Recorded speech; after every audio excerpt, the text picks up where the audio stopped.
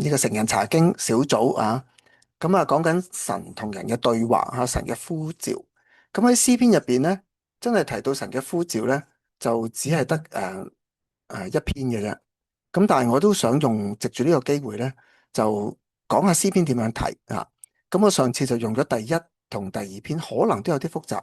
咁呢個短片咧，就盡量簡單，淨係講一啲對比。其實對比都已經真係簡單化咗噶啦。詩嘅題材咧，唔係淨係得對比嘅，係有平衡有對比啊。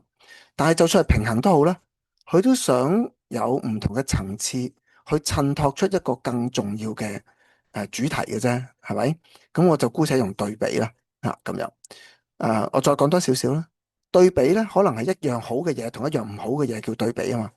但係其實兩樣好嘅嘢都係對比嘅喎。即係越比越好咁解啫嘛，係嘛？啊啊你仲叻過特首咁樣係嘛？咁啊就對比咯。但係特首唔係唔好啊嘛，係比佢仲要好咁樣係嘛？OK，好，咁我咧就講下呢個詩篇第一篇。咁啊，因為想簡短，淨係講對比嗰啲入邊嘅詞彙如果要翻查字典啊，好似我哋上次查經嗰啲咧，其實係要嘅。不過咧就留翻大家你用嗰個信望愛嘅軟件啊，或者其他你用開嘅聖經軟件啦。咁啊，詩篇第一篇一開始咧，佢就係話有福嘅人有福嘅人或者我唔好用呢隻色啦，用紅色有福嘅人，其實就同下邊惡人就做咗個對比啦，係嘛？咁有福嘅人係點嘅咧？咁樣，佢係有福嘅人咧，就不從惡人嘅計謀啦，不站在罪人嘅道路啦，不坐褻慢，即係唔會學嗰啲惡人離棄神嘅人，所以佢一開始就不從、不站同埋不坐，證明咧即係同有，但係跟住都有個對比喎，即係話你咩都係不咧，唔准做，唔准做，唔准做，咁即係做乜咧？佢又冇講做乜嘢喎，第一節，佢先咧其次分明，你認到邊啲人係離開耶和華嘅，你唔好學佢。咁我哋要做嘅係乜嘢啊？咁佢做咗另外一個啦，就係喜愛耶和華嘅律法同埋晝夜思想。而思想嗰個字咧，上次我哋查過嗰個字典咧，思想嗰個字咧就係有啲動物發出嗰啲咕咕聲，即係我哋英文咧就係好 hunger，好飢渴，好渴慕，就好似我哋咧見到雪糕就想食，因為今日我哋學校請學生食雪糕啊，諗起雪糕啊，我哋見到蛋糕就想食，見到雞髀就想食，係咪？定見到牛腩，哇，好想食！我哋見到神嘅話語，要有嗰種哇，好渴慕，好想，好想，好想，係嘛？好想，好想。咁另外一個咧就係，如果我哋真係咁渴慕、咁想有神嘅話語同自己一齊，咁呢個已經係同嗰啲惡人罪人褻慢人分別咯。咁下一個分別咧就係，我哋咧就好似栽種喺溪水旁，按時候結果子，葉子也不枯乾，係嘛？咁呢度咧就用咗一個植物，植物你種得佢靚，一定係開花結果嘅，係嘛？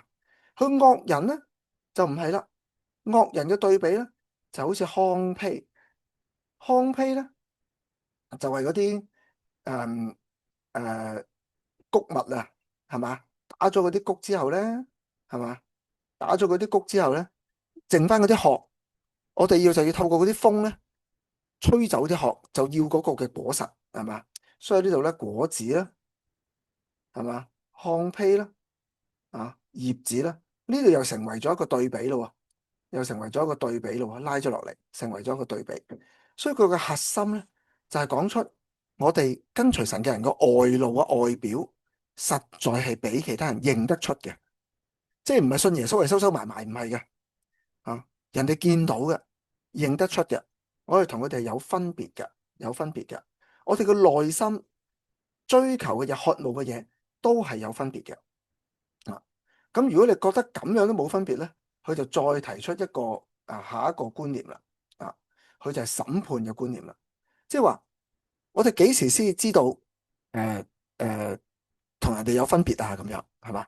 神審判嘅時候咧，嗱，佢用咗糠秕咧。又係好好嘅，因為咧，佢到審判嘅時候咧，好多時聖經嘅描述咧，嗰啲糠秕咧，到最後咧攞嚟燒嘅，係一種天然嘅燃料嚟嘅啊。但係上邊嘅果子咧，係嘛就唔會燒嘅喎，係嘛？咁你就明白佢點解會用糠秕呢啲好似冇用嘅農作物嘅剩餘嘅嘢？係其實有用噶，做燃料攞嚟燒咯。但係如果係信仰上面咧，惡人嘅結局就係滅亡，係嘛？耶和華知道人嘅道路，咁呢度又係一個對比啦。義人嘅道路就同惡人嘅滅亡道路做一個對比啦。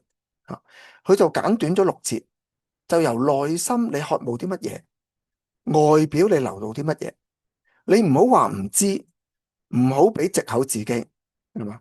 咁而上一次咧，我就問，小組就問，點解要用對比，將義人嘅道路、惡人嘅道路陳明咧？啊，有一個我又唔係好記得嗰位邊位啦，有位組員就好醒，佢話陳明咗是非黑白，責任就在於聽嗰個人點樣揀。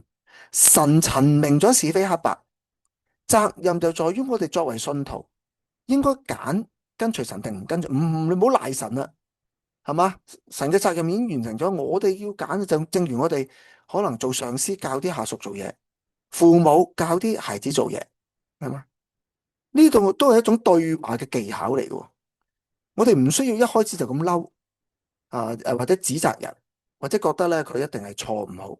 我哋陳明每一件事嘅前因後果，事實，要承擔咩後果，係嘛？咁啊，近年咧都有香港話咩呢個仲裁係嘛即係香港調解啊，做調解嘅生意啊嘛。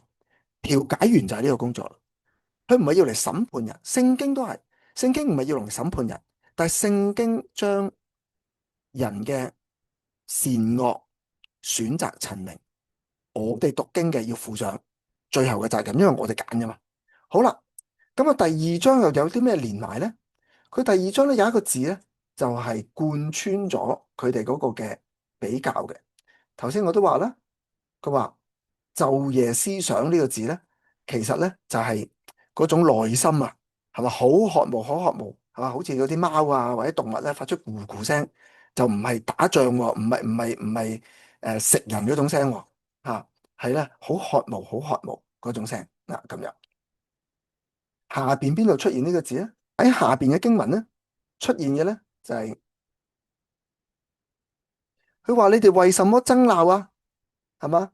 為什麼即係謀算啊？就喺呢度啦。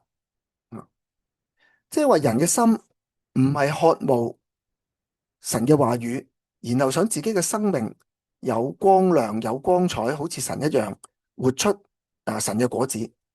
我哋就會進入咗自己嘅私心啊。佢就話呢度有一班人啊，同樣都係嗰種渴慕渴求，不過唔係向住神。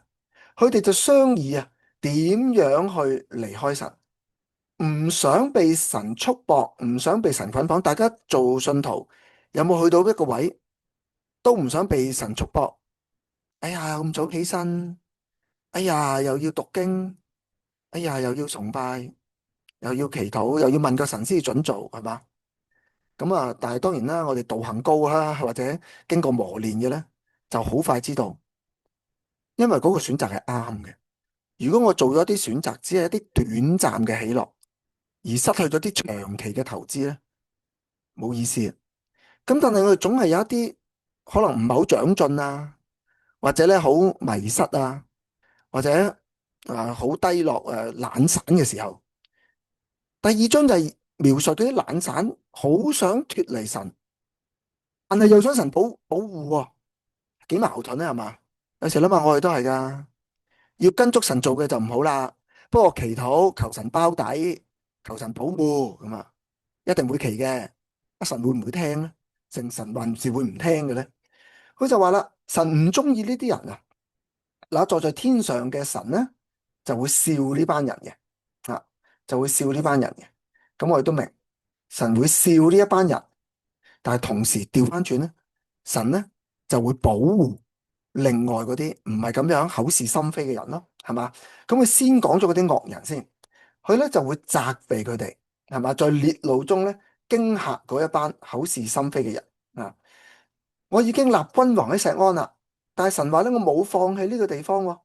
嗰啲願意跟從嘅咧，佢已經立咗有君王喺錫安，君王就係管理管治，即係話神仍然會差派君王嚟管理管治，跟唔跟呢？人願唔願意呢？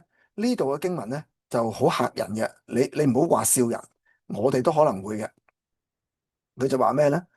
佢話嗰啲人啊唔跟啊，甚至乎呢係要趕走嗰個人，係嘛？嗰個受膏者說：我要咧傳聖旨，耶和華曾經對我說：我係神嘅兒子啊！到你今日，係嘛？你祈求我，我要成為列國，成為基業，成為呢個產地。但係咧，你們必用鐵杖打破他們，你們必將他們如同即係嗰啲窯匠啊，被打碎，係嘛？呢個咧就係講到嗰啲人唔願意接受神嘅管理，神嘅祝福就想要，神嘅管理就唔想要，但係最終佢哋會被打破，會被攻擊啊！啊，特別呢度提一提，因為詩篇嘅輯錄時間咧，正正就係佢哋冇跟隨神，以至到國破家亡嘅時段。所以詩篇第一開始第一章就話：你哋諗清楚，你係咪跟隨耶和華？你哋仲係咁中意以自己嘅私欲、自己嘅喜好係嘛進行，即係按自己嘅心意生活。但係你又想神保護你，冇呢件事嘅，冇呢件事嘅，唔會發生嘅，係嘛？